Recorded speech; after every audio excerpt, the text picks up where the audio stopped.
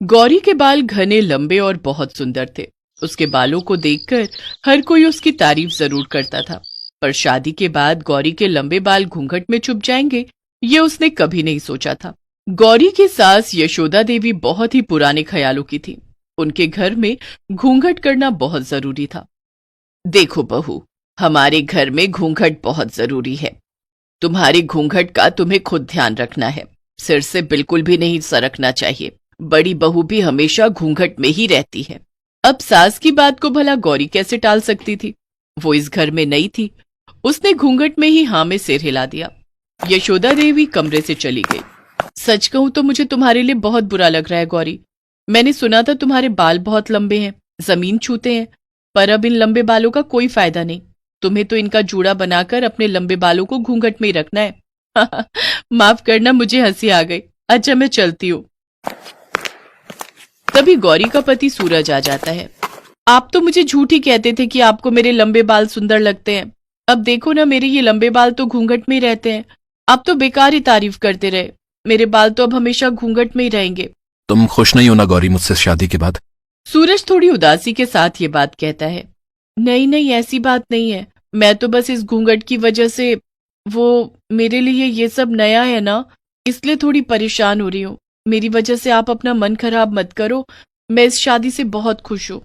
उस समय गौरी ने बात को संभाल लिया ताकि सूरज को किसी बात का बुरा न लगे, पर यह सच था कि गौरी हर समय बालों को बांधकर घूंघट करने में बहुत तंग आती थी। जरा सा भी गौरी का घूंघट सिर से हटने लगता तो उसकी सास उसे टोक देती। गौरी बहू, मंदिर जाने के लिए सब तैयार हो गए हैं। एक तुम हो कि इतनी देर लगा रही हो। गीले गीले बालों में जूड़ा बांधना पड़ता है। माँ जी आवाज लगा रही है, क्या करूं? माँ जी, वो आज गौरी ने सिर धोया था, बाल सुखा रही है। मुझे लगता है उसे तभी देर हो गई।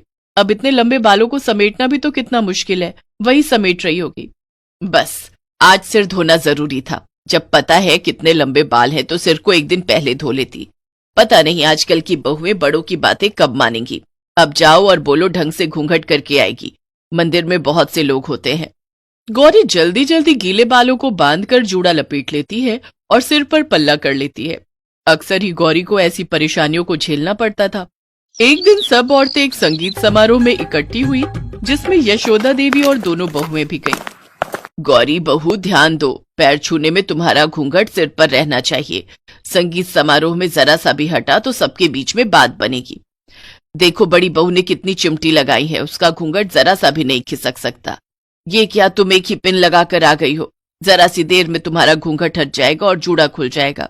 अरे यशोदा बहन, आओ आओ, आज तो नई बहू भी आई है। सुंदर लग रही हो बहू। गौरी बहू, इनके पैर छू लो, इन्हीं की पोती की शादी है। हमने तो सुना था छोटी बहू के बाल बहुत लंबे हैं, पर घूंघट में तो कुछ दिखाई नहीं दे रहा। अरे मैंने ही कहा है बहू से, वो क्या है ना, घूंघट में बालों को नजर नहीं लगता। ठीक ही है, बहुओं को घूंघट में रहना चाहिए। सब औरतें गाने बजाने में लग जाती हैं। कभी बच्चों के साथ खेलते हुए एक बच्चा, जो उसी फंक्शन में आई एक महिला का था, वहीं पास में बने कुएं में गिरने लगता है। मम्मी, मोहित कुएं में गिर गया। उसने कुएं में ईंट को पकड़ा हुआ है, वो पानी में गिर जाएगा। क्या? मेरा बच्चा, मेरा मोहित कुएं में गिर गया। मोहित, मोहित! सब औरतें चिल्लाने लगी। किसी को भी कुछ समझ में नहीं आ रहा था। तभी गौरी दौड़ती हुई कुएं के पास जाती है। उसके पास अब एक ही रास्ता था। वो जल्दी से अपना घूंघट हटाकर अपना जूड़ा खोलती है और अपने बालों को कुएं में गिरा देती है। मोहित बेटा, मेरे बालों को कसकर पकड़ लो, मैं तुम्हें ऊपर खींच लूंगी। मजबूती से पकड़े रहना, मैं तुम्हें गिरने नहीं दूंगी। गौरी के बालों में भयानक दर्द हो रहा था, फिर भी उसने कोशिश से मोहित को कुएं से बाहर खींच ही लिया। सब औरतें गौरी को देख रही थी। गौरी के बहुत सारे बाल टूट चुके थे, पर मोहित ठीक था, इस बात से गौरी को तसल्ली थी। गौरी बहू, आज तुम्हारे लंबे बालों की वजह से मेरे बच्चे की जान बच गई, वरना हम सब तो कुछ नहीं कर पाते। तुम्हारा बहुत बहुत शुक्रिया गौरी, तुम बहुत साहसी हो। अरे, तुम्हारे तो बहुत सारे बाल टूट गए, दर्द भी हो रहा होगा। कोई बात नहीं, मैं थोड़ा गर्म तेल लगा लूंगी तो ठीक हो जाएंगे। और फिर बालों का क्या है, टूट गए तो कोई बात नहीं है, दोबारा आ जाएंगे। क्षमा करना माँ जी, वो मोहित को बचाना बहुत जरूरी था, इसीलिए मैंने घूंघट। रहने दो बहू, घूंघट करने की कोई जरूरत नहीं है। तुम्हारे बाल ऐसे ही अच्छे लगते हैं। अब से तुम घूंघट नहीं करोगी, अपने बालों की चोटी बनाओगी। क्यों, मैं सही कह रही हूँ ना? हाँ, तुम्हारे बाल बहुत सुंदर हैं, इन्हें तुम ऐसे ही खुला छोड़ो। आंटी के बाल तो बिल्कुल रस्सी जैसे हैं। मैं इन्हें पकड़कर ऊपर आ गया, नहीं तो मैं कुएं में गिर जाता मम्मी। मेरा बच्चा।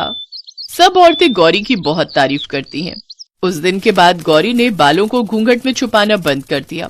वो अपने बालों की सुंदर चोटी भी बनाती और उन्हें खुला भी छोड़ती। अब उसे लंबे बालों के लिए कोई रोक टोक नहीं थी। यशोदा ने अपनी दोनों बहुओं को घूंघट के लिए मना कर दिया। सच तो यही है कि इज्जत और सम्मान व्यक्ति के व्यवहार और बातों में होना चाहिए। व्यक्ति का व्यवहार ही उसके चरित्र को महान बनाता है।